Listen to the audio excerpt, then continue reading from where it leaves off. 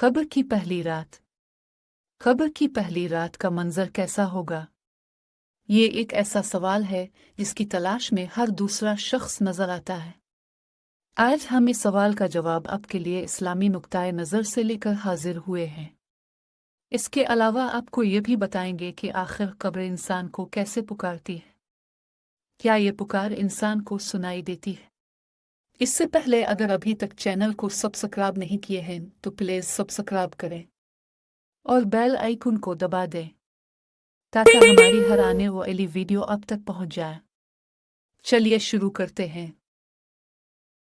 कब्र की पुकार। हज़रत अबू सईद ख़िदालरे से रिवायत है कि सरवर कायनात सल्लल्लाहु अलैहि वसल्लम ने फरमाया, लोगों लज़ातों को ख़त्म करने वाली मौत को कसरत से याद किया करो।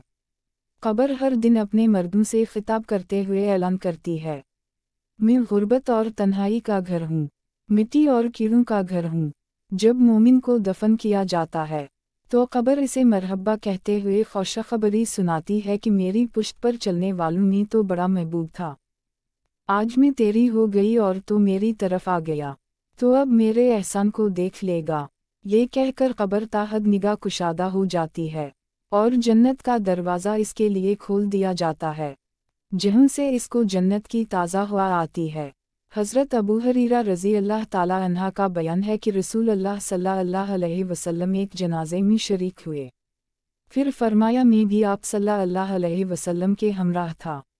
आप सल्लल्लाहु अलैहि वसल्लम एक कब्र के पास बैठ गए और फरमाया, ये कब्र हर दिन बाआवाज़ बुलंद कहती है, ए आदम की औलाद, तो क्यों मुझे भूल गया?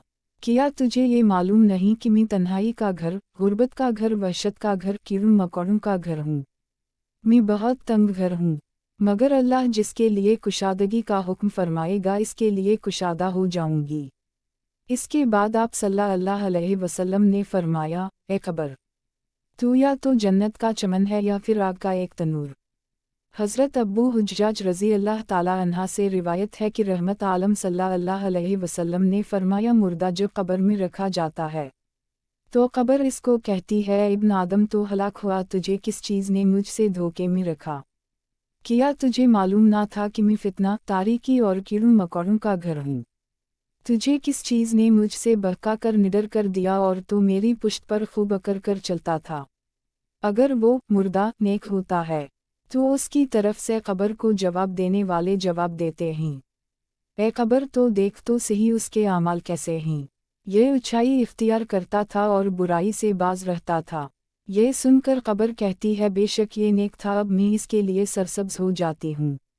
मर्द का जिस्म उस वक्त मुनव्वर हो जाता है और इसकी रूह अल्लाह ताला की तरफ भेज दी जाती है। हज़रत अब्दुल्ला बिन उबैद रज़ी अल्लाह ताला अन्हा से रिवायत है कि रसूल अल्लाह सल्लल्लाहु अलैहि वसल्लम ने फरमाया, मुर्दा कब्र में बैठता है और इन लोगों के पैरों की आवाज़ भी सुनता है जो उसके जनाजे के साथ कब्र तक गए हूँ। मर्द से इसकी कब्र कहती है, इब्न आदम तेरी हलाकत हो, तूने मेरी तंगी, बदबू और कीड़े मकोड़ों का खौफ नहीं किया, इसलिए तूने इन चीज़ों से बचने के लिए तैयारी ना की। बदआमाल मर्द से कब्र कहती है, तुझे मेरी तारीकी, मेरी वहशत, मेरी तन्हाई और तंगी और मेरा गम याद नहीं रहा। इसके बाद कब्र इसको जकर देती है, जिसके बाद इसकी पसलियों की हड्डियाँ एक दूसरे में पैवस्त हो जाती हैं। जबकि नेक बंदे के लिए कब्र कुशादा कर दी जाती है और इसके दाएं एक खिड़की खोल दी जाती है, जहाँ से इसको जन्नत की हवा आती है। अल्लाह पाक हम सब को कब्र के अजाब से बचाए और हमको नेक आमाल करने की तौफीक अता फरमाए। आमीन या रब्बल आलमीन।